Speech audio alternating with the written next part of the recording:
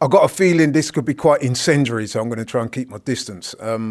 Arsenal 0, Newcastle 2, first leg of the Carabao Cup. Very disappointing performance. Turkish, over to you. What's your thoughts on the game? Seems like we're out of it in the first leg. That's my thoughts. I don't see us turning around a 2-goal deficit at St James Park in a good season, let alone the one we're currently in now. It was so inconsistent. A 3-goal swing at St James Park. Listen, good luck with that one, boys. But the damage has been done today, and now we have to forget about it for 4 weeks till we head over to St James Park. What can I think about today? It's the same old shit showing its face again. I'm tired of talking about it. Maybe some more people have opened their eyes to it, because it's there to see. Yeah, I was at the game, and I got to say it was an exercise in frustration. I mean, to start off with, I think Newcastle probably shaded the first couple of minutes, if I'm being honest. That's how it looked in the ground anyway. And then Arsenal seemed to grow into it. And then, of course, we had that great chance from Martinelli. He hit the post, really and truly should have done better. But after that, we just didn't really get anything going. Is that how you read it, or am I being a bit too kind, or what? What do you think? We're so far off it. You know, it's not just an attack problem anymore. It's a midfield problem. It's a transition problem. It's a mentality problem. It's a structure problem. You know, we're at home today and we failed to dominate. You know, a team that would have given us the ball and you know, happily played on the counter. But they showed their intent from the first 5-10 minutes. I agree with you. They were pressing high up. You could see that they thought they could take something from this game, and take something they did. We did have our moments, but guess what? We're not clinical enough. What is it? 23 shots today, but less shots on target than them, who had 7 in total. How? I'll tell you how. Because failure to prepare is preparing to fail. And under this ownership, we've done that much more often than not. In fact, the only time we didn't leave ourselves with that feeling going into a season was probably headed into the 23-24 season. And our manager decides to go buy a Chelsea flop and put him on the highest wages. And I'm sorry, you know, he isn't the only one today. I assume you're talking about Havertz. Assume. You know who I'm talking about. There ain't no assumptions here. And people might say, oh, he's quick to pull the trigger on that one. But people need to under-fucking stand right now. Yeah? He was a marquee signing. He was put on the most money. He was bought as the man that's going to take attention away from the star men we had, like a Saka, you know, like an Odegaard. So when Saka's not playing, it's only right to maybe look at the guy that's getting paid a hell of a lot of money and ask him for more than aerial duels won and space creating and space invading. Because Isak does all of that. He does everything we praise Havertz for, but he does that on the side. You know what he does as mains? He bangs it in. You know what he does as mains? He takes players on. He beats players. You know what he does as mains? He links up play. That's mains for a striker. Everything else is a nice side dish. If you have it, you have it. That's great overall. But this is the second game Isak scored against us this season. You can see in him what we lack in our strikers, because it's not only Havertz. Jesus is also on 250. It's a complete joke. So it goes back to how we've gone into this season, and the January window can potentially save some of this season. But the damage done already in the Premier League and the damage done in the first leg of this semi-final, I'm sorry, but it looks like at this moment in time, we're out of 2 competitions, 2 to go. Yeah, I can't disagree. It's not looking great. But one thing I would say, and you touched on it, obviously, watching tonight, it was almost impossible not to notice the disparity in the attack between theirs and ours today. I mean, you mentioned Isak there. I thought he was outstanding. The way he took his goal, the way he held up the ball, like you said, he was willing to beat players. He got an assist for Gordon's goal. He was outstanding. And then you looked at our front line, man. It wasn't firing tonight. And it's impossible not to draw comparisons. It really is. And I don't want to be like too critiquing of just Havertz, because it wasn't just him tonight. And I do know that he has been ill. So we have to factor that in. But nevertheless, you couldn't help but notice. Boo-hoo.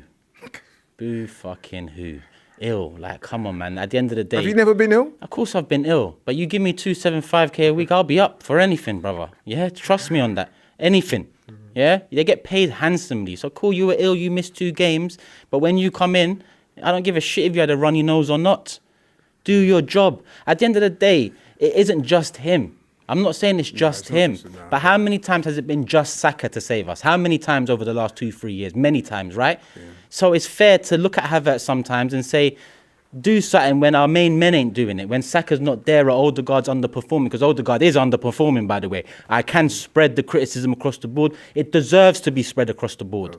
But if we're talking about why we're here in phase 5, halfway through the season, and we're probably feeling as bad as we felt in the last 2.5 years, it's because of the way we've built the midfield, built the attack, and neglected the attack at the same time. I can barely say built it over the years, because when you look at the list of signings in that attacking front three, it's laughable. Have we replaced Pepe?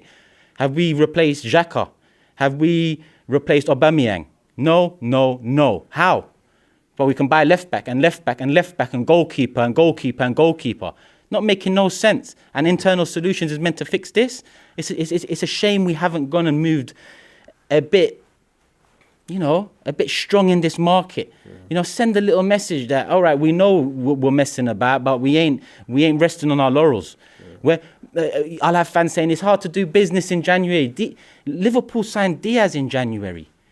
Diaz had 14 goals in the Portuguese league. But I want to stop you there. No, don't stop me there. Don't stop me there, because they need to know. You might need to know, because over the years as well, we rate so many bog standard players that they need to understand now. It's to the detriment of the club. These owners have shown their hand so many times that we'd be foolish to continue acting like we can't see it. But I hear you, but I don't want to just focus on Havertz. Because it's not just, I said Odegaard, I said Jesus. Trossard, dead. There was a number Martinelli, what's going on? I thought Martinelli, to be fair, him and Declan Rice were the only two that today kind of looked to me like they could have affected the game positively. Let's talk about our defence, because I thought that they were off colour tonight, man. I thought, as good as Isak was, man, he was afforded too much space for both goals. For both the goals they scored tonight. I know Isak's a wonderful player, and I've said that. I'm on the record as saying that. But come on, man. Look how much space he had for that first goal. What happened to the defence? Gordon's second goal, again, we went to sleep there. You know what I mean? So I've got to ask you, yes, we've been critical of Havertz. Yes, Trossard, Odegaard. But the midfield and the defence wasn't especially good tonight either. Yeah, because you're right. Saliba and Gabriel both had quite a handful each of shaky moments. And that's unusual. You could pick out a handful across most seasons in the last couple. But I just think that, I look more at, they've been the foundation, right? But the blocks that have been built on top of them in the midfield and attack are currently lacking any fear factor. And teams are not coming to set up how they once did in the last couple of years against us. And that's maybe on the back foot, maybe soak it up, maybe, look to stifle us. They're actually trying to take the game to us now, a lot of teams, Do you think we were sufficiently up for it tonight? Some people have suggested that Newcastle looked a bit sharper. They were more up for it than us. What do you say to that? I don't know if they're up for it or not. No, we can't prove that. Honestly, it didn't look like it, but it looks more like they're bewildered with the instructions, or they're not trusting the process. God forbid we don't trust the process. Fucking hell, well, you know what that brings. That's so negative. But it looks like the players are out there not really wanting to take it. Many times I saw a lack of... Rice in particular, I'll give him credit because he showed for the ball a lot. But I looked at him and thought, this guy's tired. Even in his runs, you could see he's lacking a yard or two. And we know why that is. No reset. He goes straight into the season. He's had a broken toe. He's probably not fully over that yet. That was only less than, 6 to 8 weeks ago. He played through that. So we haven't got a fit prime Rice. But today he showed for the ball. It's just that none of our attackers did. I don't look at Rice to make the difference in attack. I look at Odegaard, who was terrible today. I look at the front three, who were terrible today. So I think the question, were they up for it? They didn't look it, but who can prove it? But I'll tell you what, if you're getting paid 6 figures a week and the questions are you up for it? A couple of men need to bounce. We cannot be in phase 5 years on from a squad that weren't up for it. A squad, when we're talking about the Bellerins and Mustafis and all them, man. We cannot be going back to, they look tired. It's unfortunate. Let's wait for a striker. Let's wait for this pro. We cannot go back to them. It's about now pushing to get over that line. And it looks like we can't do that this season. The least the club can do is bring in something exciting for us in January. There's an abundance of options. Sky Sports released today that Gyökeres is apparently staying. I've got a few messages about that. Guess what? So fucking what? There's another striker out there. I'm not linked to one guy and saying that's the guy we need, because we need a couple guys. It's not just one profile we need. We're at a stage now where we need a couple guys. So yes, if Gyökeres wants to stay in, okay, Osimhen's got a release clause. Lookman's got a release clause on the left. Williams, who apparently Arteta wants, has a release clause. But guess what? It looks like we're going to have to wait till summer. Why? Because we don't want to flex a little bit. I remind people, we've signed top players in January, most recent being Oba. Yeah. Even you could argue Trossard, Jorginho, but when you look at Trossard and Jorginho, two stopgaps, right? I think Jack mentioned it. I've mentioned it before. Trossard brought in as a stopgap because we couldn't get Mudryk. Jorginho brought in as a stopgap because we couldn't get Caicedo. Them two are playing minutes across the season 2 years on. Where's our Mudryk? Where's our Caicedo? It's all a myth. Where's our Vlahovic? Where's our Sesko? No, it's Isak we want now, apparently. Let's wait. Well, that's why indeed it's very depressing. It doesn't look good. I mean, the second leg is on February the 5th. There's a bit of time to go until the next game. We're not completely out of it yet. 2-goal leads have been turned around in the past. We do have some hope, although it's pretty faint, but there is some hope. Looking ahead to the game at the weekend against Man United, another big game, big cup game.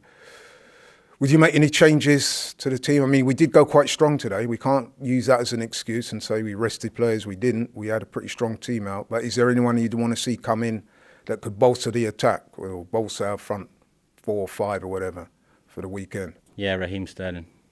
What do you want me to say? I'm looking to you for answers. I ain't got the answers, Sway. As once famously said, I haven't got the fucking answers. Their internal solutions, they're non-existent. So you ask me, what can we do different? I'm running out of hope. I'm looking to you as the bigger man to give me some hope. From when you're coming to me for hope, you know it's spooky, to say the least. Because I ain't the guy to come to for hope at the best of times. It's a shame. It's a shame because I know where this is headed. I don't like it. But, you know, under this ownership, they've shown their hand once again.